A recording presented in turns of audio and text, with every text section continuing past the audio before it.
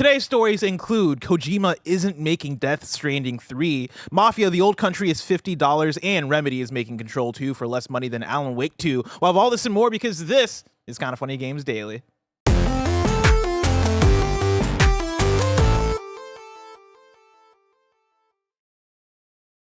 Yo, what's up? Welcome to Kinda Funny Games Daily for Thursday, May 8th, 2025. I'm one of your hosts, Blessing Adeoye Jr. Joining me is the master of hype, Snowbike Mike. What up, Big Bless? How are you, man? Doing well. How you doing? Nice to see you. I'm feeling good. Looking good. Excited to be back with you for another Kinda Funny Games Daily episode. We got to keep it short today. Keep it tight, to the point. We got a lot going on today. Because we got some fun stuff happening here. Because remember, this is Kinda Funny Games Daily. Each and every weekday, we run you through the nerdy news you need to know about live on YouTube, Twitch, and on podcast services around the globe. If you love what we do, support us with the Kinda Funny membership on Patreon, YouTube, and now Spotify and Apple Podcasts to get all of our shows ad-free, watch us record them live, and get a daily exclusive show. For a chance to be a part of the show, some of your thoughts and opinions as YouTube Super Chats as we go. Housekeeping for you. We're an 11-person business, all about live talk shows. So today, after KFGD, you're going to get Greg hosting the Mafia, the Old Country PAX East panel with the devs. That'll be live on Twitch and now on YouTube. We've been talking about it not being live on YouTube for the last week. Turns out there's been an audible. It's double going dip. live. We're double dipping. That's going live on YouTube as well. And then after that is GAMESCAST, which is my Death Stranding 2 preview. It's a half and a half sort of deal. All right. I played about 30 hours of Death Stranding 2 when I went to Tokyo for a week a few weeks ago. I talked all about it with the one and only Andy Cortez. That's the first half of the preview. We talked for about 30 to 40 minutes. I also had a conversation with SkillUp and Dan Ryckert. Pretty cool. In Tokyo, we were like, yo, we should have a conversation since all three of us have played a lot of this fucking game. Between the three of us, at that point when we had the conversation, I think combined it's about 70 hours, 70 to 90 hours, somewhere in that realm, that large window. But it's a really good conversation. That's the second half of the GAMESCAST. I think it is a must-watch GAMESCAST. If you're interested in Death Stranding 2, or if you're not interested in Death Stranding 2, I think this is one that everybody's going to want to pay attention to. I got a lot to say about this game. I like it, Bless. After 30 hours of play. I'm very excited to hear your thoughts on it. I cannot wait. And then after GAMESCAST is a big Imperial-sponsored stream. If you're a Kinda Funny member, today's Gregway is also DS2 themed. It is an hour of me talking about Death Stranding 2 in a daily video journal that I recorded while in Japan. Because, Mike, this is the only preview event I've ever been to where it's like play 30 hours of the game for 4 days straight. So I thought I'd make as much special content out of it as I could. And we get a little vlog as well. You walking around the streets having some fun? I didn't have the bandwidth for all that. But what I did was, after coming home every night after playing DS2, I would then record like a 10 to 15 minute journal talking about my experience that day with the game, talking about like my thoughts as they evolve, right? Me kind of crystallizing my preview thoughts in real time. And so I recorded about 4 of those, stitched them together, and it's about an hour long of me just talking about Death Stranding 2 on the Gregway, only on Patreon, or if you have the Kinda Funny membership. Giving you all the Death Stranding 2 content you need today. Oh, I got so much to talk about. Come on. I got stuff that I haven't even talked about yet. And we even got more. Oh, we got more. Because we're going to play Death Stranding all weekend long. Oh, yeah. Oh, yeah. Get out of town. Thank you to our Patreon producers, Carl Jacobs, Omega Buster, and Delaney Twining. Today, we're brought to you by Imperial, Aura Frames, and BetterHelp, but we'll tell you about that later. For now, let's begin with what is, and forever will be, the Roper Report. It's time for some news. We have... You really got into it today, just so you know. 5 stories today. You got really into it today. Baker's dozen! Because people want to look at me and be like, oh, Bless takes too long. long. Bless is hosting a show. It goes over time. Yep. I reflect the host that's with me. All right. So if Mike's a yapper, I'm going to yap with Mike. If Greg's a yapper, I'm going to yap with Greg. Yes. But here's the thing. You tell me to put on the host hat. You tell me to keep things nice and tight. You want to keep it tight? I'm down to keep it tight, All right. Mike. Bless. Hit me. We I'll can be do the our, host. we can Let's do go. our Kegels right here together. Keep it tight, Mike. Story number 1. Kojima says he has a concept for Death Stranding 3, but he's not going to make it. This is Andy Robinson at Video Games Chronicle. Hideo Kojima says he already has a concept for Death Stranding 3 in mind, but insisted that he will not be the person to direct it. Kojima 61, is set to release the second Death Stranding game, On the Beach, exclusively for PS5 next month. Looking ahead, the Metal Gear creator has a full slate with Xbox title OD, a new action espionage game for PlayStation, and a movie in the works. So it's perhaps unsurprising he feels like he likely won't be continuing Death Stranding himself. Speaking to VGC in a new Death Stranding preview, Kojima said that a concept introduced in On the Beach, plate gates, could allow future Death Stranding games to take place in different countries around the world. I talked about the plate gates in my preview. Okay. But in short, plate gates are now the concept that are going to get you to different places because, fun fact, Death Stranding 2 takes place mostly in Australia. Check out my preview for more about that. Quote, if I use this plate gate concept, I could make endless sequels, he said. Quote, I, of course, don't have any plans to do that, but I already have a concept for another sequel. I'm not going to make it myself, but if I passed it on to someone else, they could probably make it, end quote. Kojima also discussed how the COVID-19 pandemic convinced him to change the theme for the second Death Stranding, which has the tagline, quote, we should not have connected, end quote. Quote, we released Death Stranding before the COVID-19 pandemic, Kojima explained. The world was heading towards isolation and division, such as the UK leaving EU. So I was saying, let's connect. We're headed for disaster if we don't connect. That was the theme, story, and gameplay for Death Stranding. After the release, just 3 months later, we entered the pandemic, and I was really surprised. It looked like Death Stranding in a way. In the real world, the 21st century, we have something similar to the chiral network, which is the internet. This was a little different compared to the 19th century, such as the Spanish flu or the like. We survived the pandemic because of the internet, and people were connected online, end quote.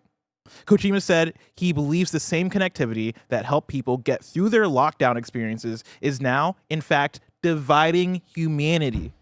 Quote, what happened was, there are now people in our studio who work from home, and I still don't know their faces.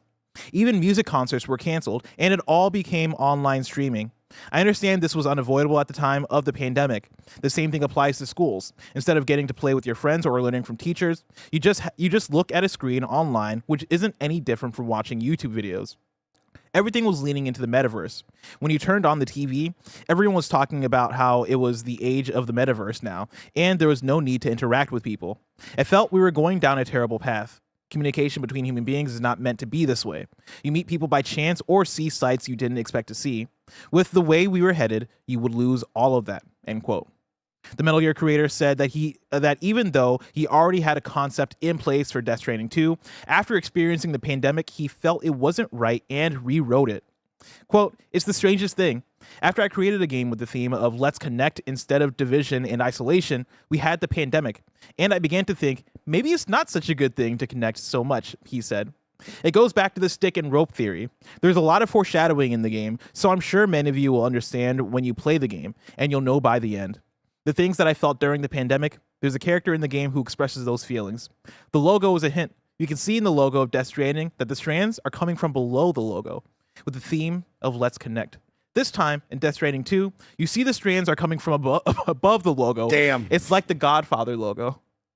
Even throughout the game, you see strands for many people, like Dollman and the mech soldiers. Those are all hints. When you really start to thinking about what it means to connect, you start to wonder, ... That's all I'll say for now. Mike? Bless, you hit me with a lot there. Okay? I know. You ended it so with now much. the logo. Now I'm thinking about the logo. I don't even know what the logo looks like off the top of my head. Well, have you seen Godfather? It's like Godfather, Mike. Kojima's talking about the pandemic, and it's some real stuff right there.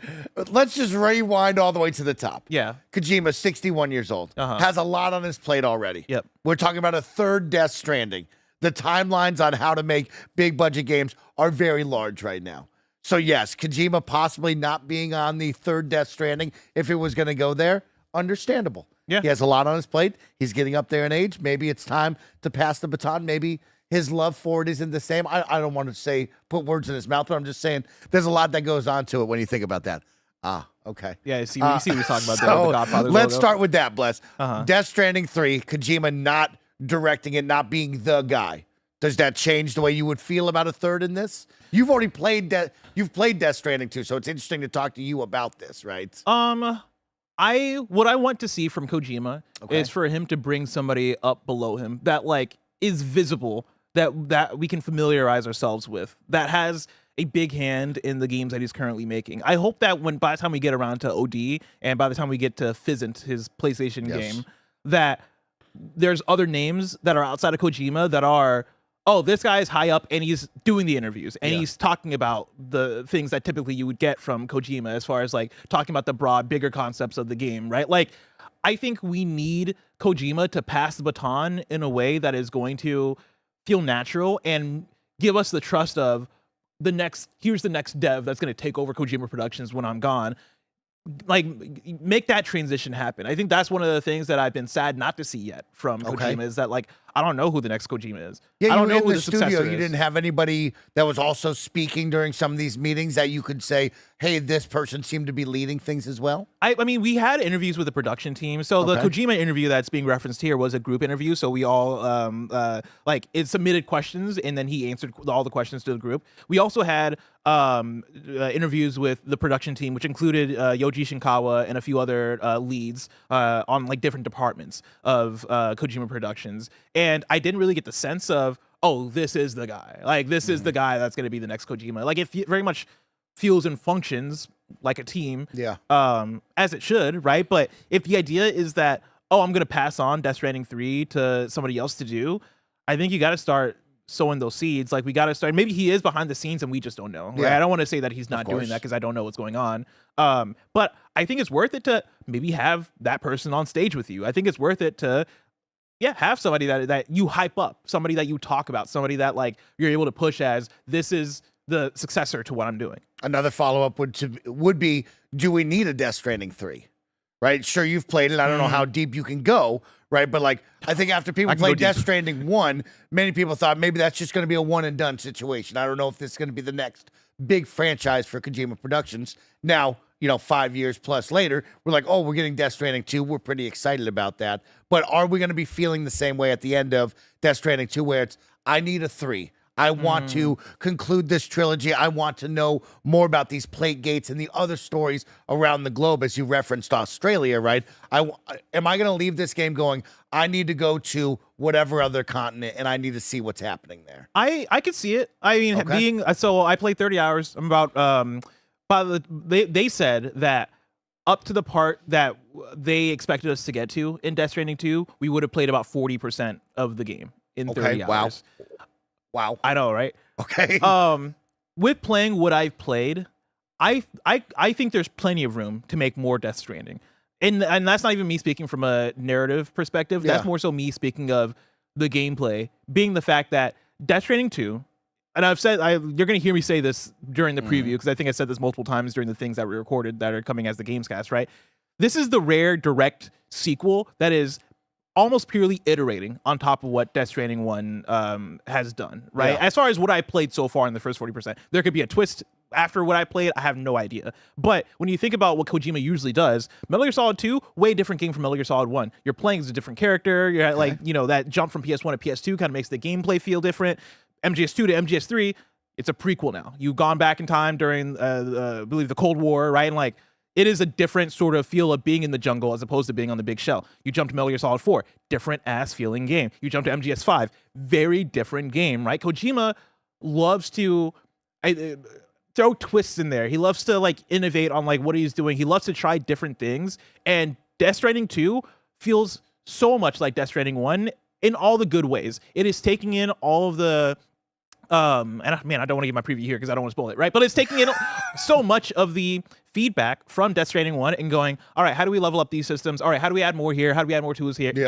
How do we expand the weather systems, right? And it feels like a big response to Death Stranding 1 in terms of making the gameplay feel better, more fun, and more engaging. And I think Death Stranding 2 will do a good job of getting people who might been put off a little bit by the delivery gameplay of Death Stranding 1 and make it a bit more approachable and tangible for people. And I think a new set, like, I think this is the blueprint. I think 1000% you can just have a new setting, add in more tools, add in a new story, and just keep going with it. I think it is that kind of franchise, and I believe there's an audience for it. Do you think, man, I have so many questions for you now, right? There's the questions of, do you think the mass appeal audience is going to buy in on this one and go, we want a third? Do you think studio heads will look at that and go, yeah, let's greenlight this third one? But most importantly, do you think there's more story to this, right? This is a very heady story. There's a lot going on. It's wacky. It's weird, right? Do you think you can make a third one and still have a good narrative going on where people will buy in, especially maybe if Kojima isn't there with his wacky ideas with the team? Yes, and yes. I think yes to all that. I think Death Stranding 1, as far as I understand, was successful in terms of sales. I can double check to see what it did, but like the fact that we're getting a Death Stranding 2 published by PlayStation again means that Death Stranding 1 did well enough for PlayStation to be like, oh, we should do another one of these, or we should partner with them for another one of these. I don't know where the second half of the story goes for DS2, so that's tough to say, but I mean, you're getting a lot of new characters in this game. They're introducing you to a lot of new concepts in this game, right? It's built off of all the concepts of DS1. But one of the things that I noticed with with Death Stranding 2 is that they believe in the world of Death Stranding 1 so much. Okay. They're talking about the chiral network. They're talking about the BTs. They're talking about the bridge babies. They're talking about like connecting the there you go. You have the BB. They're talking about connecting the country in all the similar ways as they did in Death Stranding 1. There's a doubling down in all those concepts where they're like, hey, we made this world. Now here's more story in this world. I imagine by the time you finish this one, if you go to a different place, like if you go to a different country, they're just gonna add in new characters and like build off. This is so character driven in terms of what they're doing. So if you go to a new place, add in new characters, like build on those stories, make them weird as fuck. Like, yeah, I think there's more you can do there. And on the flip side, you have OD, which is the Xbox thing, right? That's going to be horror, and I think have a bit of a broader appeal to it. You have Fizzant, which is seemingly a return to a Metal Gear Solid type game that is going to have a lot of, that's going to sell like fucking crazy. Yeah, that's going to do so good. Like, if Death Stranding is sort of the, I guess, either the floor or like in the OD level of like, oh, this is us being weird and doing our things, and it still sells that well, they'll be fine. And anything Kojima Productions does is going to get greenlit. It's exciting, Bless. It's very interesting, right? We talk about people wanting new IP. They want those new stories. And then also the idea of getting burnt out on a franchise, it going and overstaying its welcome for being too long, right? And when you think of a game from Kojima Productions, you think of a big AAA game, it is a long roadmap to get to the end, right? And so we are still at the doorstep of 2. The idea of 3 is still, let's just, a decade away, right? And so will people be burnt out by that time of like, hey, I don't need any more Death Stranding? Will it be, hey, I want more because we've had those other projects. I'm still wanting more from this world of Death Stranding. It's fun to think about, and it's wild that they've created something where it can continue on, right? So you talk about these plate gates, the idea of maybe going somewhere else in the world and telling a new story. Seems like him and the team are ready for that. So I like the opportunity and the possibility of more, if that's what it leads to. It'd be fun. Now, we're not done with this story, because I do have a footnote here. Okay. Again, this is put the little note there. This is more from the Kojima interview. I'm sourcing directly from VGC reporting, and I'm just going to call this one Roger Did It, everybody. I'm reading directly from Video Games Chronicle here. How did you approach building the soundtrack for DS2? That was one of the questions written in there during the interview. Kojima responds, for the soundtrack, we worked with Ludwig Forsell, and I've also put Woodkid's songs into the game. All the other musicians are those that I listen to on a daily basis and whom I like. Same as with actor casting. I contact them directly, and I ask them if we can use their songs, or sometimes they tell me they want to write a song for the game, and we go back and forth. I was listening to Carolyn Polachek last year and became a big fan of hers. After I put that on my Instagram, she contacted me, and then we DM'd. We kept in touch and eventually met up in Paris. And that's when she told me she wanted to write a new song for Death Stranding 2. She works very fast. You heard her song when you saw the plate gate. It's called On the Beach. Oh my God. No way. No way. Roger's joining us on the set right now. The tastemaker. The tastemaker. Roger, how does it feel? It's emotional. Like, it's weird. I mean, no, for real. Like, I I woke up this morning. I saw that someone tweeted out that little part of the article right there, and I was like, okay, cool. And I freaked out. And I ran to Lance and I started reading it, and then I got choked up when I read "On the Beach." Like the fact that it is apparently a title song, like literally the title. Literally the title. This is like of the making game. a James Bond song. Is right. This is a big deal. Yeah, no, this is incredible. I mean, really quick, just to catch anyone up that doesn't know, back in August, you, me, and Lienza went to Japan. You and I were gonna go see Astrobot. Yep. And then while we were there, we went to Kojima Productions. We said hi to Kojima, and we brought him a bunch of gifts from everyone in the office. Of course, Mike, what did you bring? I brought the official Snowbike Mike DVD. Yeah, I mean, Kojima hit me up. Did you watch it? I need to know. You might be in the game. We never know. We don't know. We don't know. A lot of people hit me up and they were like, "Did you ask Kojima if you watched the Snow Egg Mike Fuck DVD?" no. I'm like, "How much time do y'all think I got to talk to Kojima? I'm there to play a game."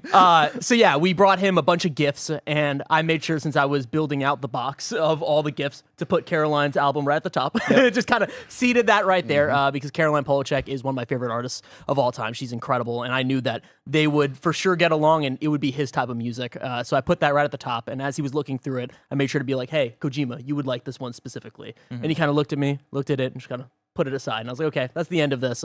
And then a few days later, he just posted on his Instagram that he's listening to her. And then more and more and more. And they followed each other. And then they were messaging each other. And then they were doing Zoom calls. And then they're in Paris and they're hanging out. And then now she's in the game. So yeah, I'm super happy. And I wrote in the little message that she would make a great theme song for OD.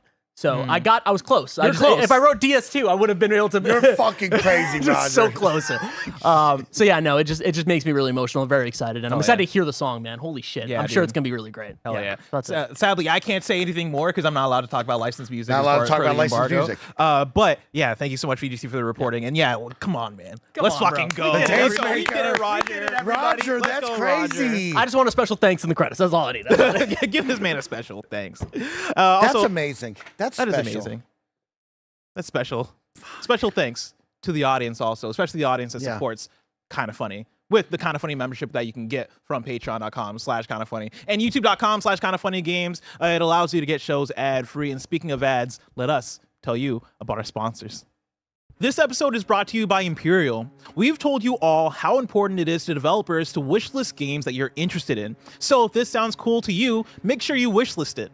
Imperial is a complex, feature-rich action RPG where you'll be sent to a planet in a far-off corner of the galaxy to explore an imposing monolith. As an elite mercenary, you'll join the expedition tasked with unearthing the secrets of the monolith and face off against the deadly automatons within. In Imperial, you'll explore 4 vastly different quadrants of the monolith, accessible only by using mysterious artifacts known as cartograms. Each cartogram affects which enemies, boss fights, and loot will appear when you enter the monolith, so no 2 excursions will be the same. Find even more cartograms to explore by looting defeated enemies or buy them from other players online at the trading post. Imperial features 3 weapon archetypes: the fast-paced acrobatic glaive, the defense-focused mace and shield, or the devastating cannon, with a range of customizable skills and abilities that can make short work of the awaiting automatons. Your weapons and abilities can be changed before any excursion into a cartogram, so if a loadout isn't working for you, you can mix things up to create the perfect playstyle. Help the members of the expedition in deep branching quests and aid other players in asynchronous multiplayer.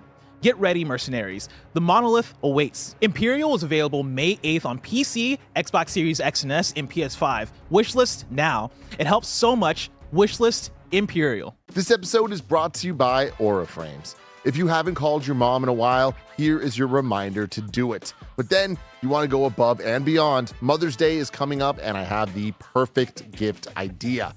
Aura Frames are incredibly smart and easy to use, allowing you to upload unlimited photos and videos directly from your phone to the frame. Plus, you can order the frame online and preload it with photos and videos using the Aura app, so it's ready to go right out of the box. It's a gift so special, they'll use it every day. Greg, Kevin, and a ton of people here at Kinda Funny are obsessed with their Aura frames. It takes about 2 minutes to set up a frame using the Aura app. So the next time you need to call your mom, you could also send her a new pic of you from that trip you're telling her all about. Aura has a great deal for Mother's Day. For a limited time, listeners can save on the perfect gift by visiting auraframes.com to get $35 off plus free shipping on their best-selling Carver matte frame. That's AURA frames.com, promo code Kinda Funny. Support the show by mentioning us at checkout. Terms and conditions apply. The show is sponsored by BetterHelp.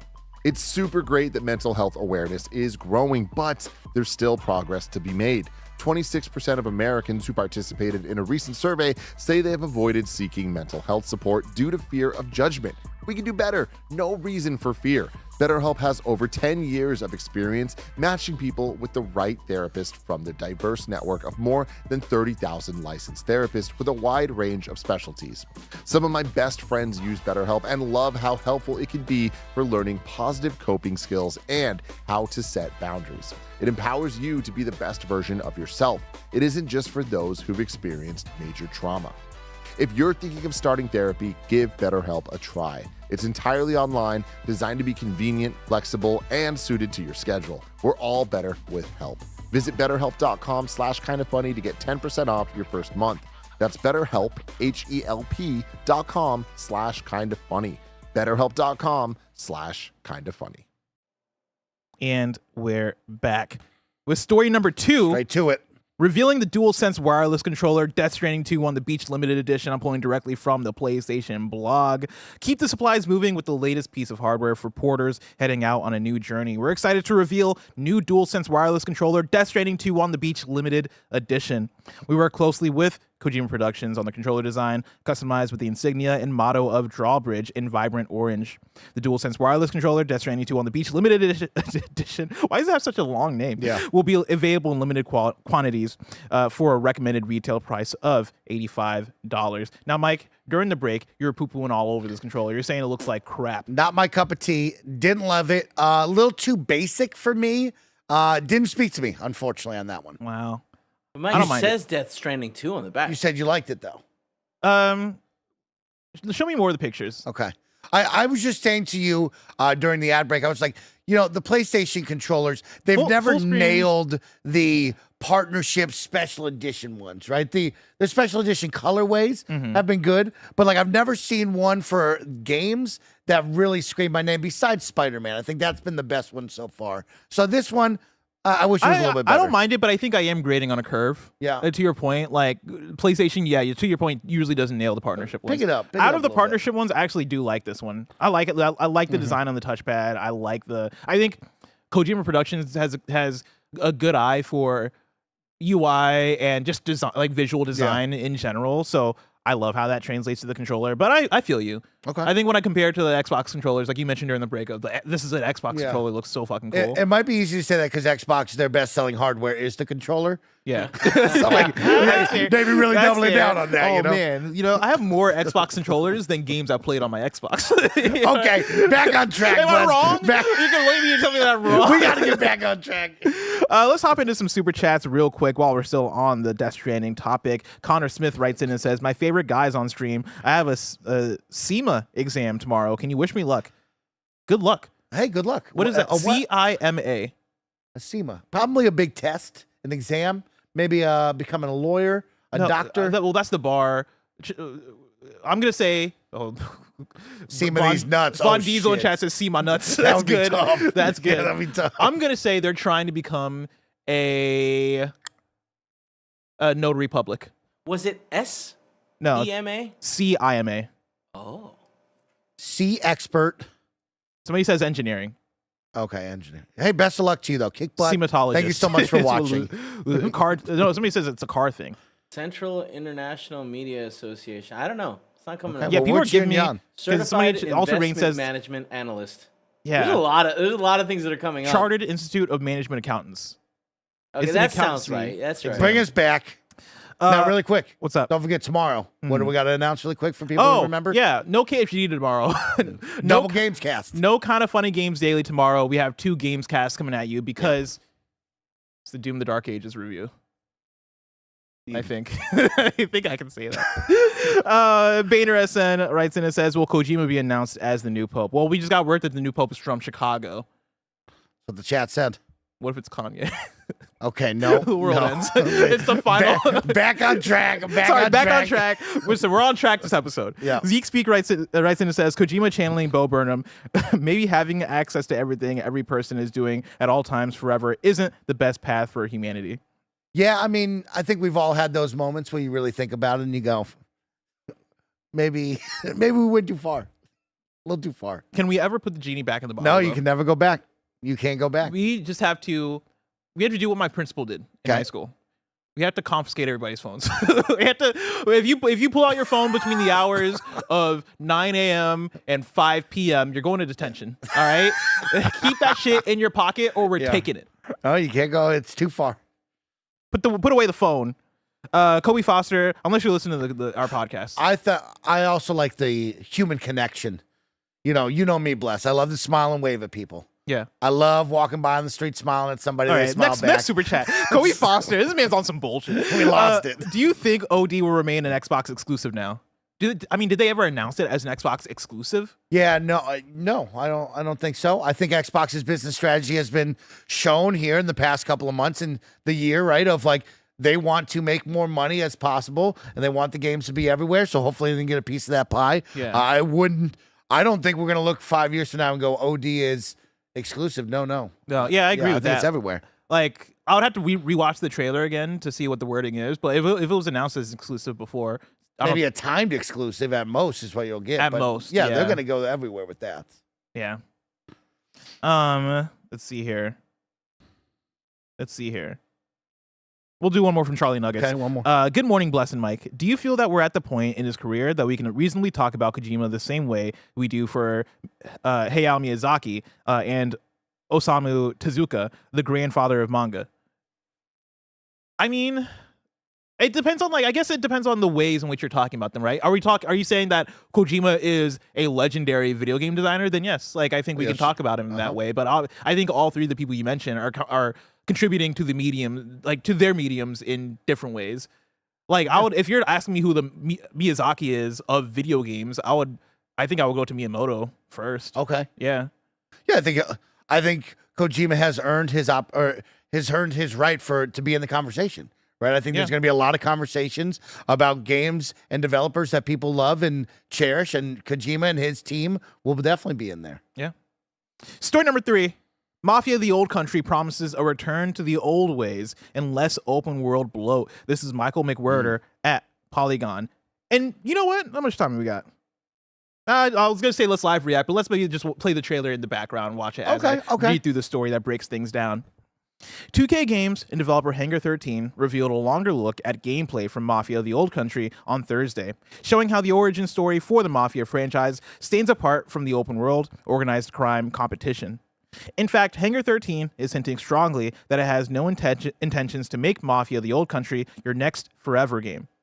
Instead, the game's creators call The Old Country, quote, a focused, linear experience that combines quality storytelling, authentic era immersion, and a refined take on the familiar Mafia gameplay. Hangar 13 president Nick Baines said in a news release that the smaller, more linear approach allows us to deliver a story that's gritty, grounded, brutal, and emotional. Further reinforcing the smaller, less bloated design of Mafia: The Old Country is this statement from the president of publisher 2K, David Ismailier, who said, quote, we think there's a large audience for compelling stories that don't require massive time commitments.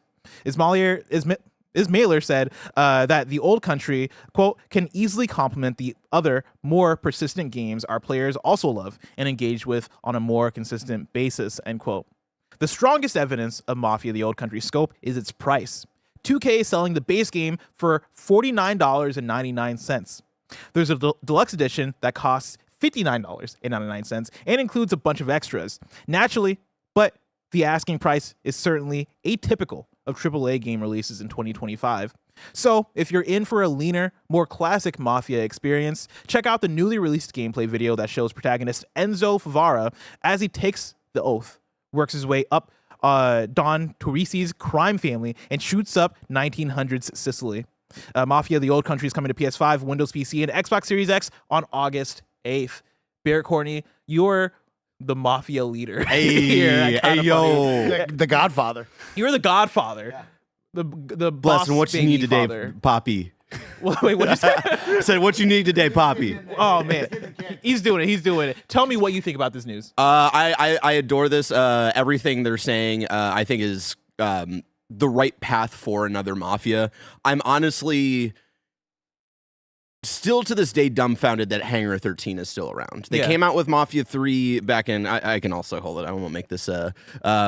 They came out with Mafia 3 back in 2016. It was like my first year, I think, at IGN. And it came out to a lot of shrugs. I still hold true that the story and the vibe of Mafia 3 is like top tier from the last generation of consoles. The open worldness of it, though, was very uninspired and at times bad. A lot of the times bad. But if you shifted through that, you got something really special from the studio. Hangar 13, that was their first Mafia game that they made, right? The other Mafia games were 2K Czech. And so that was a lot of learning from them. And they took a lot of, they built off of a lot of what Mafia 2 was, which was much more open world, a bit more of that GTA kind of vibe. Yeah, Mafia was always a GTA clone for me. That's why I loved it so much. But Mafia 1, and this is why I highly recommend for people if they want to get a taste of kind of what the scope of this game is probably going to be, especially seeing from these trailers, go play Mafia 1, the definitive edition, which is the remake of the first Mafia that Hangar 13 worked on. And I think you're going to get clued in on like the scale, the scope, the length of the game. And that remake is also like really freaking good. And that was one that like they brought in new actors for it and all this stuff. Like that is 100% worth your time. If you're excited for a new Mafia and you want something that's a bit more of like the classic Mafia you know and love before we go to the Old Country, I highly recommend playing that because it's not that long too. And if this is $50 and it's not open world and it's a bit more of like that linear stuff that's kind of like it presents like it's open but not really. And it's like 8 hours. Fuck yeah, man. They do so good in story, and if that's what they're focusing on, like that's gonna be a contender for me. Wow. So I should start shifting my mind to more of like an Uncharted experience, you think? Because like I am thinking, I go to Mafia for a GTA like clone. I want that open world experience. I like that. I mean, that was only 2 and 3. Yeah. Like Mafia 1 is not that really. And so yeah, I would say if it's like if GTA presentation had a baby with linearity of Uncharted, I guess, is kind of the vibe there. So you're saying that this game is going to be like GTA combined with Uncharted, the greatest video game of all time. Let's fucking go. We did it. We did it. Okay. We created the dream video game for you guys. Story number... Actually, before I actually move on, because we should shout out the $50 price point. That's wild. That's cool. Taking a chance. Very exciting. This goes back to what I was talking about yesterday when we were talking about EA and how EA was saying that, like, the thing about value, which is PR speak, but also like nice PR speak, I guess, as far as what they're saying. I think that a lot of publishers right now are probably looking at the prices of their games and going, how do we take advantage of a situation that is in flux right now, right? Everybody's moving up to $80. Hey, like... Mafia coming out at $50 is going to be so fucking good for it, I think. I want a AAA experience that, like, I'm going to be able to fall in love with, that I'm going to get, like, a, third-person action game. Oh, $50? Yeah, I'm going to buy that over whatever random $80 game is on the shelf right now. Okay. I hope we see quite a bit of that. I hope we see people exploring the scale of price. Explore the scale a bit more. It will be exciting. The scale. I want to see more Mafia. I'm not fully sold on the Old Country yet. So it'll be interesting to see once we get up there, what's it like? Do I vibe with this one? Story number 4. Remedy's next big game, I should say, is being made for less money, but can still be great, the CEO says. This is Stephen Totilo at Game File. Tero Bertala, CEO of Remedy, briefly startled me back in March when we met to discuss the acclaimed Finnish studio he's been leading since 2016. Remedy is renowned for spooky single-player thrillers such as Alan Wake and Control, and is celebrated for the idiosyncratic tastes of its game creators. We got there. At Remedy, Bertala handles the less discussed business end of things. So, in a hotel room near the GDC conference downtown in SF, our conversation wasn't about characters, controls, or cutscenes. We talked about the industry, about how Remedy was doing, and about the big changes the studio had been making. For a moment, we were talking about game budgets. I brought up the budget for Remedy's next big single-player game, Control 2, which the publicly traded studio told investors is being developed for 50 million euros or $57 million.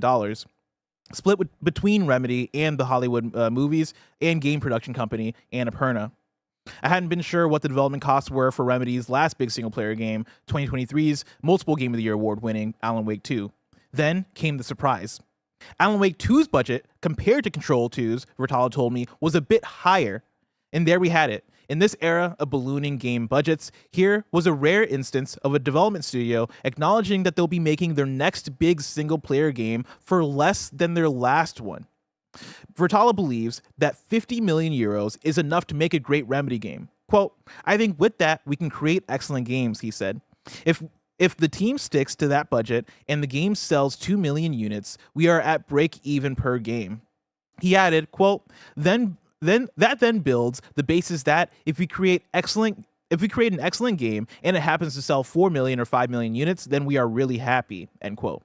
Recent history has shown Vertala that it would be wise to get budgets a little more under control to get costs lower by planning and designing games with more realistic goals, maybe getting them done faster in the process too. To achieve this, Remedy has a strategy, one that Vertala believes can help the studio and perhaps could help the industry bounce back from a financially rough stretch. Motivate game developers to think a little more about game business. Mike, you love to see it. Blessing, I'll keep it very short. You love to see it. Very interesting stuff here coming, I believe, from Steven Totilo right there. People love Remedy. It's cool to see Remedy thinking about their future and what they can do with their game budgets and their games, and of course the people who make the games. So good for them, and best of luck to them. Yeah, I love their games. I want to see how this works out in the long term, because I hope this is a thing where we can continue to see the success of Remedy, and this ends up being a thing that we see a lot of other studios take inspiration from. I think the sucky thing about big business and shareholders is it's all about making the numbers go up. And so when that happens, you see people balloon, and now you see layoffs as the numbers have stopped going up as much for shareholders, and shareholders are pulling out, and the money is being taken out of the video game space. I think studios like this that are doing savvy business, that are not owned, right, that can be their own arbiters of what their future is, I think are going to be the ones to survive this storm as we see the video games industry get rocked by all this shit. Yeah. And so good luck to Remedy. Good luck to similar indie studios. I hope to see y'all be successful. Mike, if these studios can be successful, it's going to be a big thing to see in the future. But if I wanted something smaller, say the tiniest news I needed to know about, where would I go? Blessing, I'd take you to our last news story, the Wii News channel, where we cover all the small items you need to know about. Story number 5, it's Wii News. Starting from VGC, Power World developer Pocket Pair has confirmed significant game changes it claims were forced by the ongoing lawsuit from Nintendo. On Thursday, Pocket Pair confirmed it had previously patched out the ability to summon pals via PAL spheres due to legal action, and confirmed that further changes were coming in order to avoid disrupting future development and releases. Another one from VGC, the FTC has officially lost its appeal against Microsoft's acquisition of Activision Blizzard. And then finally, Nico DeRico, the Magical World Director's Cut physical editions for Xbox, PS5, and Switch launches August 22nd. And that is it for Wii News. Before we get out of here, let me take one more peek into the super chats, see what people are talking about. Jay Plays Casual says $50 for Mafia Old Country, not bad. Maybe shorter. Yeah, I would expect a shorter game. Give me a solid 8-hour campaign. 12 to 15. No. 12 to 15. No, we're pushing it. Give me 8 hours. 8 hours. Are you saying you want 12 to 15, or you expect it to be 12 to 15? I would prefer 12 to 15. Yeah. Fair enough. Martin Latour says, do you guys think Kojima will ever work on a game for a company other than his? Say that one more time. Do you think Kojima will ever work on a game for a company other than his? Oh, not at Kojima Productions. Yeah. No, this is home. This will be his forever home.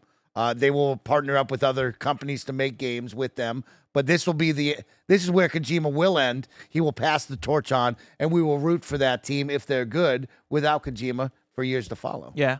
I don't know why it'd be tough to think that Kojima would take a break from Kojima Productions, like his name being in the title of the studio. He founded this thing. Like, I think this is his end all be all. Like, I wouldn't expect Greg Miller to go and like on sabbatical and take a year and go on min-max. Like,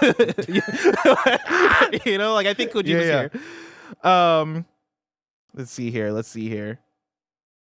Flying Penguin says Skill Up has a good video on DS2 on the banana. On the banana. Here's the thing, y'all. All right, audience. Banana, it's a Kevin and Barrett thing. All right, leave it to the experts. Oh shit, they got me. You didn't know what that was? Oh my God, Mike. Here's the deal, Mike. So there was a summer where Chris Paul, LeBron James, Dwayne Mike. Wade were all on a banana boat. Uh-huh. You know those inflatable banana rafts behind the boat? Yeah. They call it the banana boat summer, where everybody was talking about insider trading. Yeah. I thought maybe Norman Reedus, he's riding a banana boat in the video game. That's very logical thinking. Let's move on to kindoffunny.com/you're wrong, where you write in and let us know what we got wrong as you got it wrong, because we got to keep it tight, Mike. Yeah. We got to keep it tight. We keep it tight today. Okay, we kept it real tight. Kept it real tight. Let's see here. Kebabs writes in and says a missed detail for Nico DeRico is that physical release coincides with a free update addressing player feedback and adding quality of life features.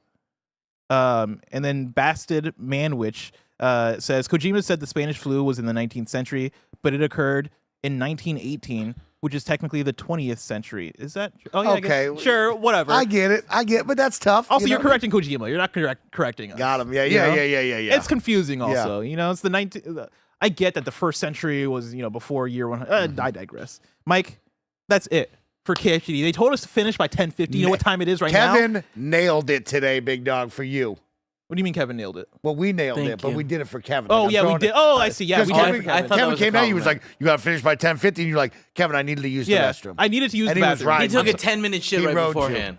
And also, like, we needed to check things. Like, it's a big news day. It was a big Also, news day. like, No, we had there was a lot of shuffle. we Also, had it. I had a call at 8:30 that went from 8:30 to like 9:45. So one. I A lot of listened to the call. excuses, Bless. A lot of excuses, but it guess sounds what? like You I'm got a it done. busy man. It sounds like I'm It doing my sounds like it, but job. I've seen your And schedule, you know It sounds what I like mean? I'm busting my ass over here. We're busting ass, and we're doing fun live talk shows all day long. You will get a live showing of the Mafia panel with Yep. Greg over at PAX. Then we come back To Death Stranding 2. All right, it's on the 10:50. beach. Wrap it up. Preview. We're wrapping it up because it's 10:50. Of course, this has been KFGD. Each and every weekday, we run you through the nerdy news you need to know about live on YouTube, Twitch, and all podcast services around the globe. Enjoy the panel next and the GAMESCAST after. But until next time, game daily.